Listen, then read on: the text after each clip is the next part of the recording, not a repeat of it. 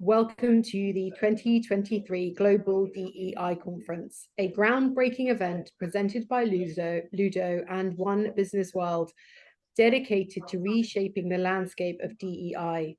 We are stepping into the realm of transformative discussions and actions to be part of a future that is more inclusive. I'm delighted today to be joined by Nav, who is the director of her own business, Core Connections HR, and describes herself as the co-pilot to CEOs, which I love. Welcome, Nav, and over to you. Thank you, Elizabeth. Thank you. So pleased to be here.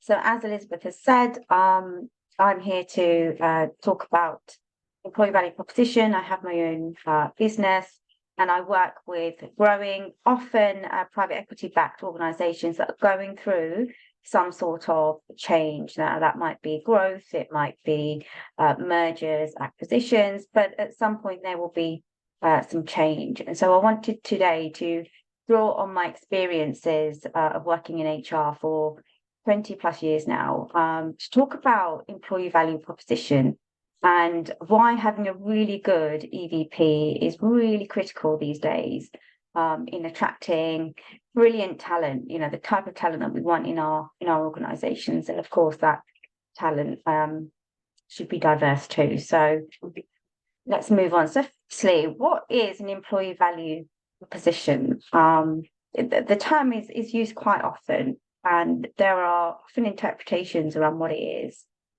Essentially, it's about creating value for employees. Now, gone are the days, particularly post-pandemic, when people come to work, we pay them as an employer.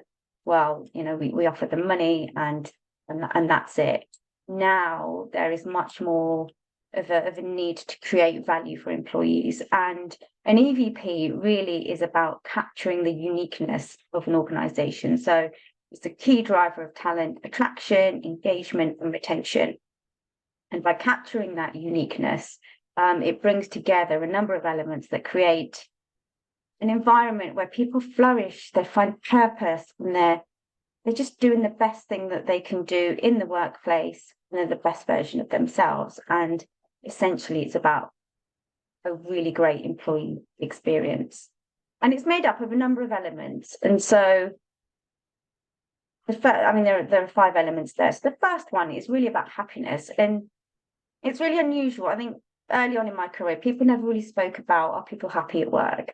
Whereas these days, employee happiness is so key. And there are many elements that make up whether somebody is happy at work. And of course, it's very individualized. Some people are happy to come into work, do their role, whatever it is, go home and have no desire or anything to progress. And that's totally, absolutely fine. But over the years, what I found is that when we talk to people often on their way out, and I will talk about exit interviews later on, but often on their way out, what people have told me is they were not happy at work. And the reasons they were not happy was they weren't challenged enough. So is there enough challenge in the workplace is a question I would ask. You know, people want to feel like that as roles evolve, that people evolve too. And so is there enough challenge in the work that people do? Do they have autonomy? There's nothing worse than being micromanaged. And so when there is that experience, often it will lead to people wanting to go, they're not happy, they don't feel trusted. If they don't have that autonomy, then that does lead to some unhappiness at work.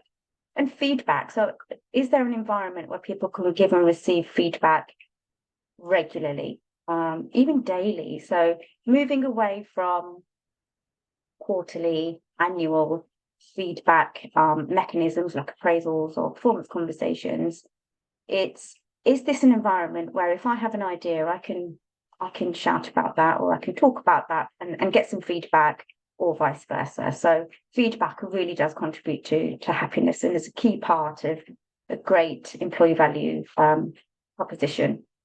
The next thing is around career. Now, I've already stated not everyone wants to be promoted or develop. Some people are happy doing what they're doing, and we need a certain proportion of the workforce to of course be like that.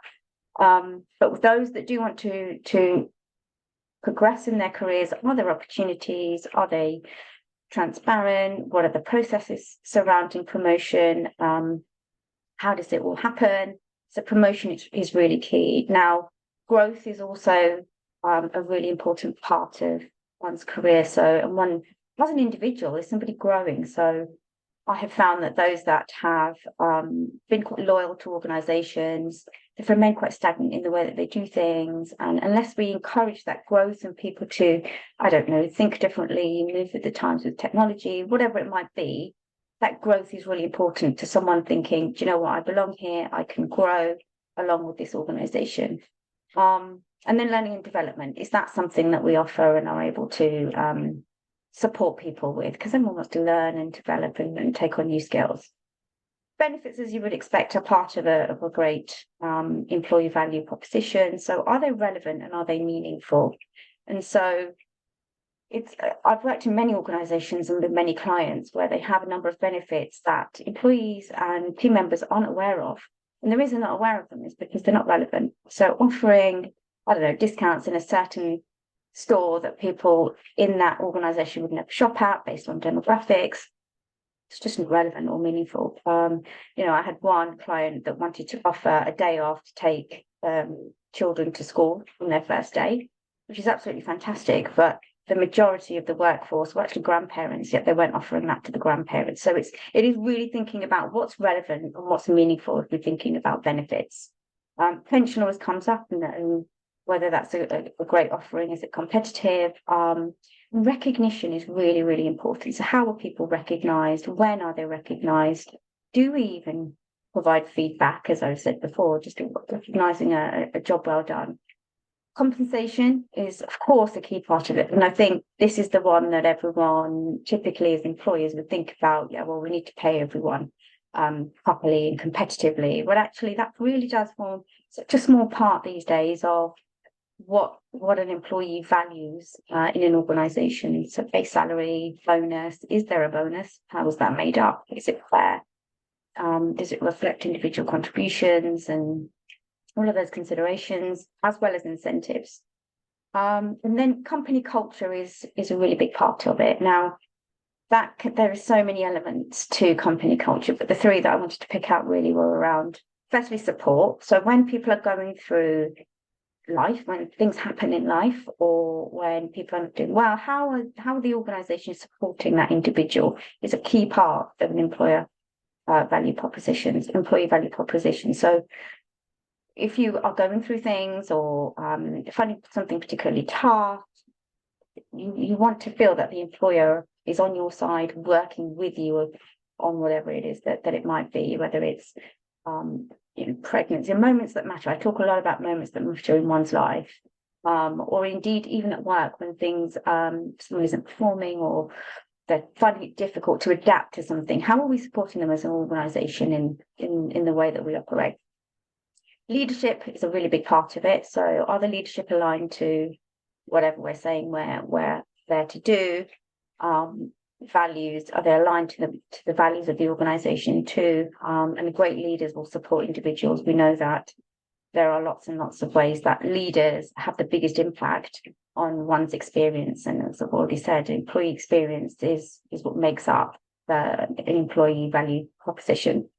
And is the culture aligned to the values? And that's a really key part too. So all of those elements, make up an employee value proposition. And the key thing here is, whilst I've used the word employee, it's about seeing people as people. They are not workers or employees. People are people. And that was really brought to the fore after the pandemic, when lots of people had things going on and there was a reassessment of what's important to people. And so thinking about employee value and people as people and not workers is really key. And attaching meaning, people want meaningful experiences and an emotional connection to the places in which they work. But all of these things don't operate in isolation, and an EVP brings all of these things together. And so why is a compelling EVP important? Well, it's good for business. There's lots and lots of statistics out there, and I just wanted to raise a few of them. So a survey a report by Gartner in 2021 reported that there was a 28% increase in employees who are likely to recommend the organisation to others when there is a really good and compelling employee value proposition. And the reason that's important is because employees, workers, people in our organisation are brand ambassadors.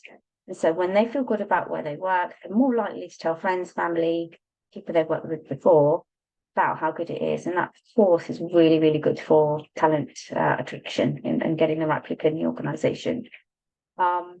The same survey or report also suggested a 6 to 9% reduction in turnover employees leaving the business when there is a really strong employee value proposition and people feel that they belong.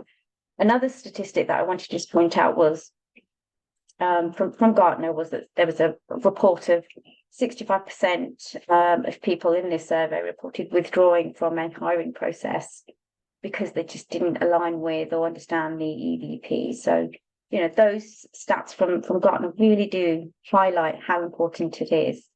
And then a survey, albeit fairly old, but I think it's still relevant, was around a LinkedIn survey. So back in 2015, 43% reduction in cost per hire. We've got a really good EVP. And I think that all relates to having people in the organisation who want to be there, who fit in, and who feel like they belong as part of the organisation. And in return for the skills that they offer and the loyalty, that they are also getting something back. Now, it isn't just about paying someone a salary and they do the work and employers just do as they please. I think it's really important that value creation is seen as a non-negotiable these days.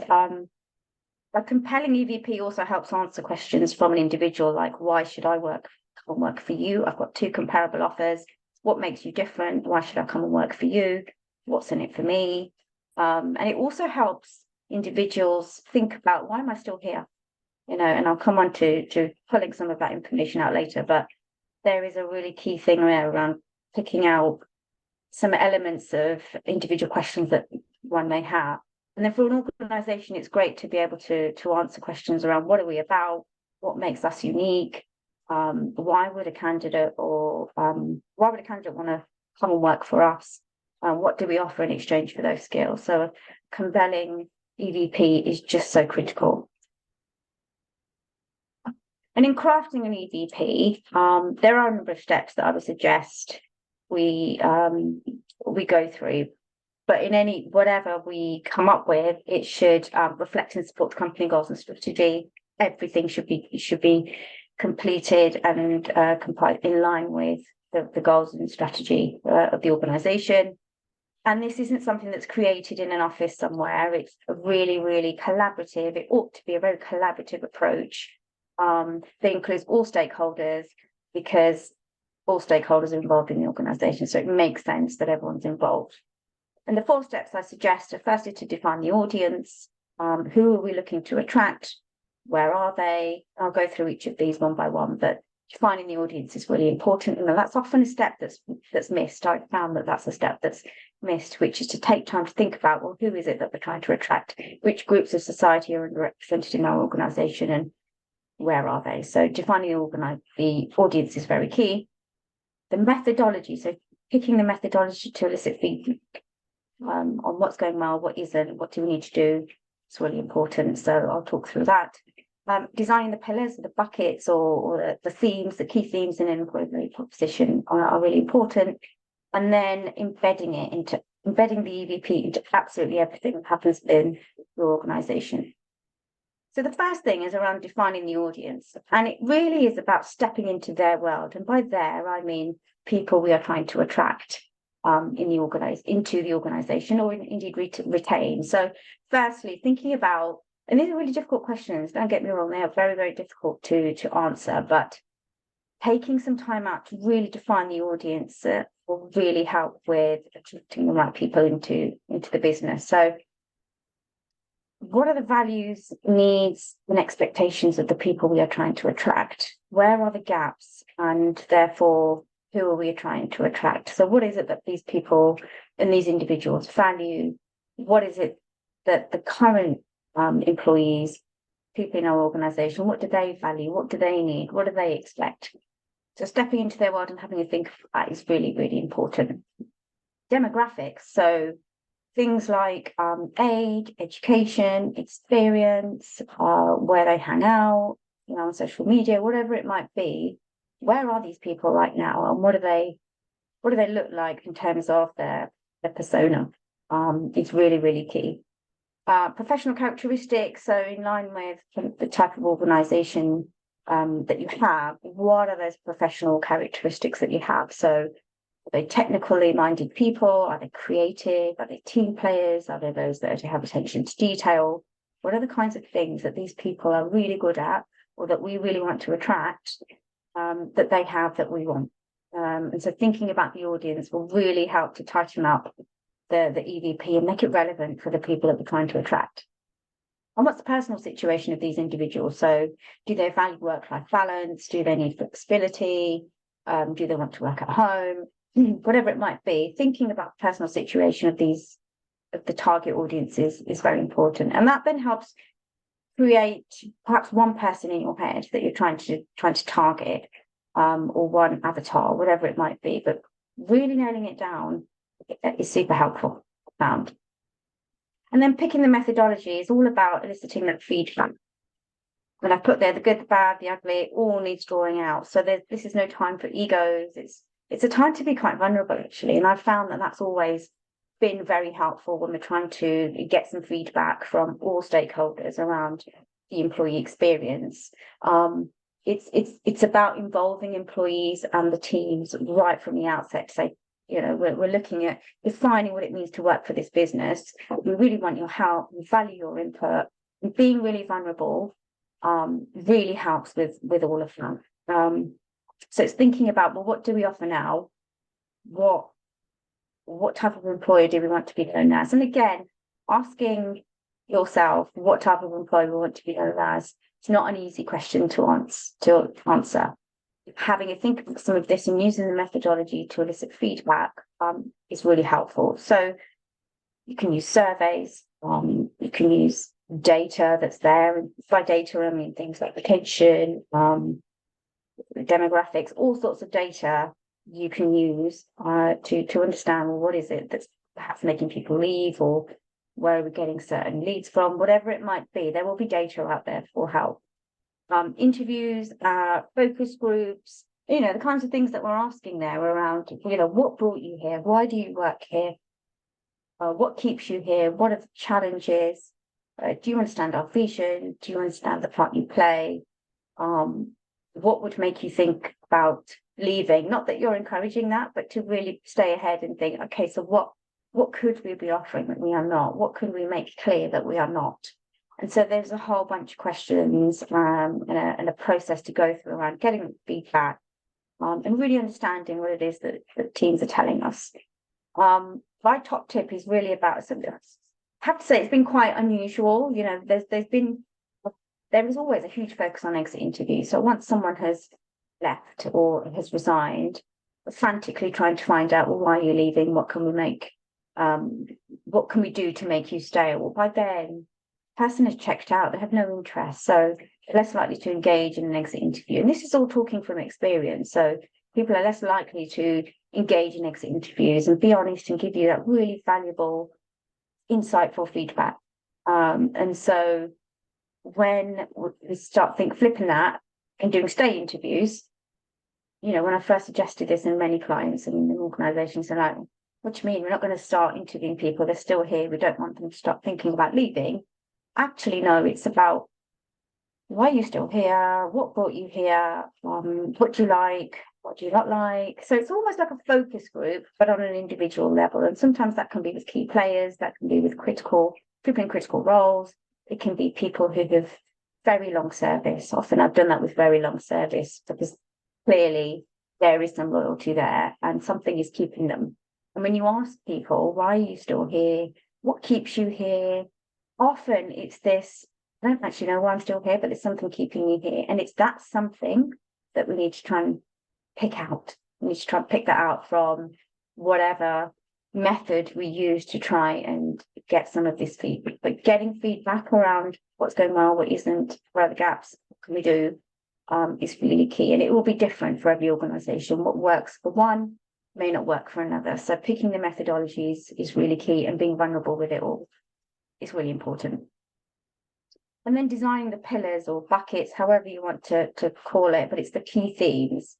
And they help prioritise and define the employee value proposition clearly, but authenticity is really, really key. And again, I have seen it's really key to be authentic here. And the reason for that is it's great to want to attract certain talent into the business and make lots of promises with all great intent. But it's very, very important to only commit to what you know you can achieve and what you can deliver. And so saying you're very family friendly, or that one of the pillars is around family friendly, or it's around growing from within, or it's about having a fun collaborative environment, absolutely brilliant if everything that you're doing aligns with that. So authenticity and being real about this is really key.